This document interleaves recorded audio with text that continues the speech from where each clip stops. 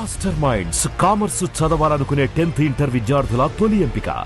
ఇప్పుడు ఈ తెలంగాణ పరిస్థితి మీకు తెలుసు కదా, ఎలక్షన్ జరగక ముందు అసలు తెలంగాణ రాష్ట్ర ఆదాయ పరిస్థితి మీకు తెలుసు కదా.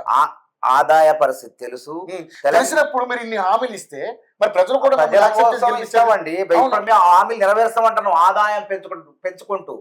కానీ ప్రభుత్వ ఉద్యోగుల కోరికల్లో రెండు రకాలు ఉన్నాయి. 17 డిమాండ్లలో ఆర్థిక పరమైన కోరికలు ఉన్నాయి, ఆర్థిక పరంగాని కోరికలు ఉన్నాయి.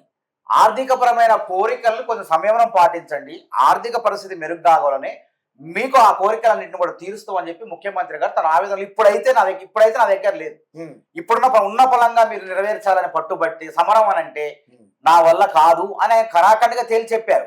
కాబట్టి నేను ఏమంటున్నానంటే ఈ దేశంలో ఏ ముఖ్యమంత్రి కూడా ఇట్లా చెప్పడు, వాస్తవ పరిస్థితి ప్రజలు చెప్పాలా. అది నిజం, అది రాజ్యాంగంలో నిజంగా ప్రమాణం చేసినటువంటి వాళ్ళు ప్రజలకు రాష్ట్ర ఆర్థిక పరిస్థితి చెప్పి ముందుకు తీసుకోవాలి, ప్రజలు రాష్ట్రాన్ని అభివృద్ధి పదం నడపాలా. ఏమంటుండే ఆయన 1వ తారీఖు జీతాలు ఇస్తాడు కదా ప్రభుత్వ ఉద్యోగులకి. 1వ తారీఖు గత ప్రభుత్వం ఇవ్వకపోతే 1వ తారీఖునే జీతాలు ఇస్తాడు, 1-2 దఫాలుగా. కొన్ని జిల్లాలకి 15వ తారీఖు వస్తే, కొన్ని జిల్లాలకి 20వ తారీఖు వచ్చేది, కొన్ని జిల్లాలకి 33 జిల్లాల్లోనే మళ్ళీ ఈ వ్యత్యాసం ఉంది గతంలో. కానీ ఇప్పుడు అట్లా కాదు, 33 జిల్లాల్లో 1వ తారీఖునే జీతాలు ఇస్తూ ఉద్యోగుల గౌరవాన్ని కాపాడు. ఎందుకంటే ఉద్యోగులకు అప్పులు ఉంటాయి, ఈఎంఐలు తీసుకుంటారు. 5వ తారీఖు ఈఎంఐకి ఖాతాలో పడకపోతే వాడికి చెక్ బౌన్స్ అయితే ఆర్థికంగా నష్టపోతాడు, పరువు పోతుంది మళ్ళీ. కాబట్టి ఉద్యోగుల పరువు మర్యాదలు కాపాడుకుంటూ ప్రభుత్వంలో ఇబ్బంది అయినా 18,500 కోట్ల ఆదాయం వస్తే ఆదాయంలో ఎటువంటి దుబారా లేకుండా ప్రభుత్వ ఉద్యోగుల జీతాలు, కళ్యాణ లక్ష్మి లాంటి సంక్షేమ పథకాలు, 6 గ్యారెంటీలు అమలు చేసుకుంటూ ముందుకు పోతుంది. అందుకే ఆయన ఏమండు, నాకు 22,500 కోట్లు కావాలి, ఈ ప్రభుత్వంలో ఏ ఇబ్బందులు లేకుండా ముందుకు సాగాలంటే ప్రజలందరికీ ఉద్యోగ కోరికలన్నీ కూడా నెరవేరాలంటే కావాలి, కొంచెం ఉపయోగపడండి, ఆర్థిక పరిస్థితిని మెరుగుపరుస్తా.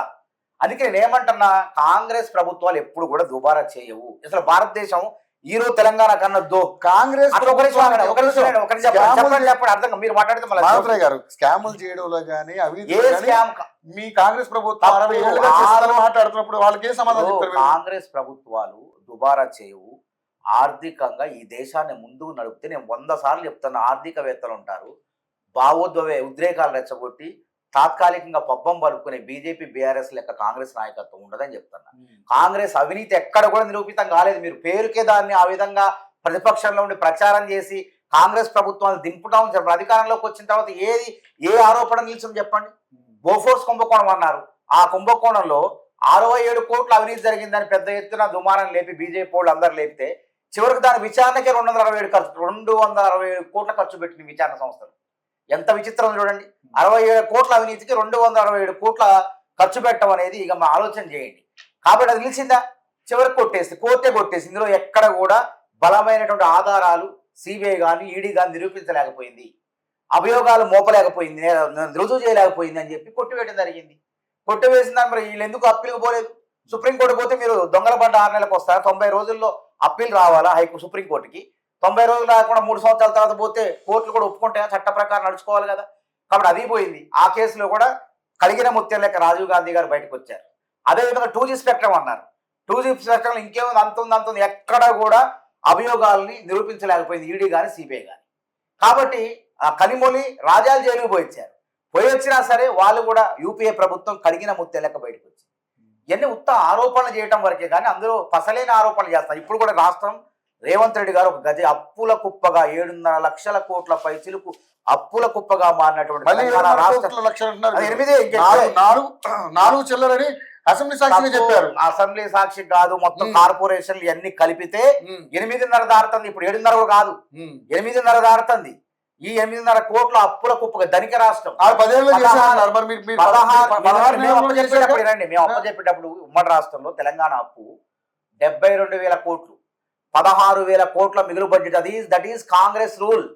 72,000 కోట్లు, 16 మంది ముఖ్యమంత్రులు, రాష్ట్ర అభివృద్ధి కనపడుతుంది. అప్పు చేసినంత కనపడుతుంది, ప్రాజెక్టు రూపంలో, సంక్షేమ పథకాల రూపంలో కనపడుతుంది. కానీ ఇక్కడ కేసీఆర్ 10 ఏళ్ల పాలనలో ధనిక రాష్ట్రం అప్పుల కుప్పగా మారిపోయింది, ప్రభుత్వ ఖజానా ఖాళీ అయింది, కేసీఆర్ ఖజానా పెరిగిపోయింది. ఇలా దేశంలో అత్యంత సంపన్నమైనటువంటి పార్టీ ఏదంటే, ప్రాంతీయ పార్టీ ఏదంటే 1,500 కోట్లతో బీఆర్ఎస్ అని మొట్టమొదటిసారి. మరి 1,00,000 కోట్లు కక్కిస్తాను ఏం చేశారు సార్? ఏం చేయలేకపోయారు కదా. అది ఇష్టం వచ్చినట్టు కాదు. అందుకే కాంగ్రెస్ కి చాలా పకడ్బందీగా సాక్ష్యాధారాలతో రుజువులతో దాన్ని నిరూపించబోతున్నాం. విచారణ సంస్థలు చూస్తున్నాయి. అంటే 1,00,000 కోట్లు తిన్నాడని వేగ్గా అన్నారా మీరు, లేకపోతే నిజంగానే తెలిసి అన్నారా? మీకు కనపడుతుంది కదా.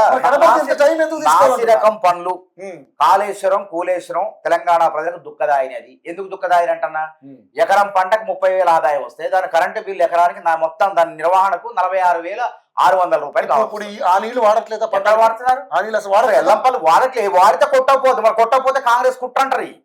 ఆ నీళ్లు వాడకుండానే ఒక చోట కట్టాల్సిన ప్రాజెక్టును తిప్పిపోతల పథకంగా మార్చి తమ్మిడిహట్టు దగ్గర కడితే అన్ని రకాలుగా 36,000 కోట్లతో 40,000 కోట్లతో అయిపోయింది. ఇప్పుడు అంచనాలు 1,03,4,000 కోట్లకు దాడిపోయింది. అంటే 93,000 కోట్లు ఖర్చు పెట్టారు. ఆ డబ్బులని మళ్ళీ నాసిరకం కట్టారు. మేడిగడ్డ అన్నారం సుందేళ్ల కూలిపోయింది.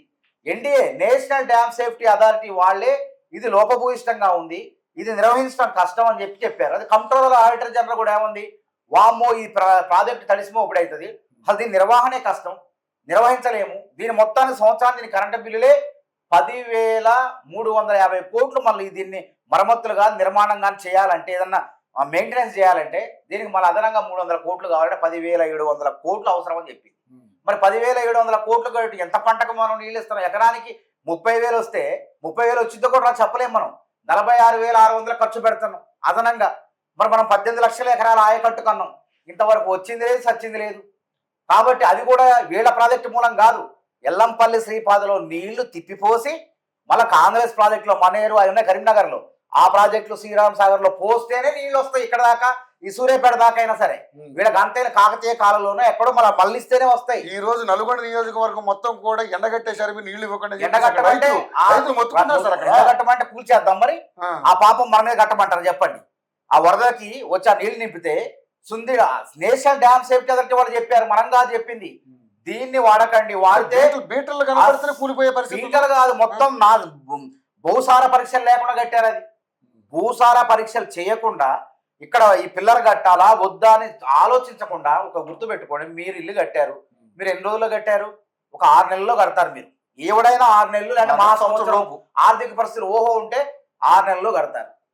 కానీ ఒక ప్రాజెక్టు కట్టాలంటే ఒక 7 ఏళ్ళు 8 ఏళ్ళు కొనసాగుతుంటుంది. అది అట్లాంటి ప్రాజెక్టు పూర్తి కాకుండానే పూర్తయింది అని చెప్పి హడావుడిగా ఆగమేఘాల మీద వేగంగా పేరు ప్రఖ్యాతులు తమ ఖాతాలో వేసుకోవడం కోసం ప్రాజెక్టు కడితే అనేది కుప్పకూలిపోయింది. అది అందుకే దానికి కుప్పకూలిపోద్ది. బీటలు వాడటం కాదు, అది కూలిపోయినట్టే కదా.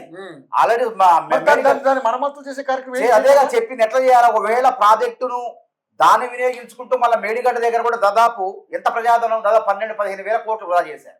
70 కిలోమీటర్ల మేర కాలువలు దొవ్విన తర్వాత ఇది సరికాదు అని చెప్తే మళ్ళీ దాన్ని తిరిగి తోడి మళ్ళీ మేడిగడ్డ దగ్గర కట్టాల్సి వచ్చింది. తమ్మిడిహట్టి దగ్గర కాకుండా తమ్మిడిహట్టి దగ్గర కట్టాల్సిన ప్రాజెక్టులు మేడిగడ్డ దగ్గర కట్టారు. అన్ని తప్పులే చేశారు. ఎందుకు? కమిషన్ల కోసం చేశారు. అదే విధంగా జాతీయ హోదా అడగలేదు. ఈ ప్రాజెక్టు కట్టినప్పుడు జాతీయ హోదా అడిగితే వీళ్ళ చేతుల్లో ఉండదు, కమిషన్ రావు. కాబట్టి కమిషన్ల కోసం కకృతి పడి జాతీయ హోదా అడగకుండా సొంతగా ప్రాజెక్టు కట్టి ఇవాళ తెలంగాణకు ఒక భారంగా మార్చారు. కాబట్టి అప్పులు ఎందుకైనా దుబారా మూల కేసీఆర్ దుబారా తెలంగాణ దివాలా అందుకే తీసింది. మాస్టర్ మైండ్స్ కామర్సు చదవాలనుకునే 10th ఇంటర్ విద్యార్థుల తొలి ఎంపిక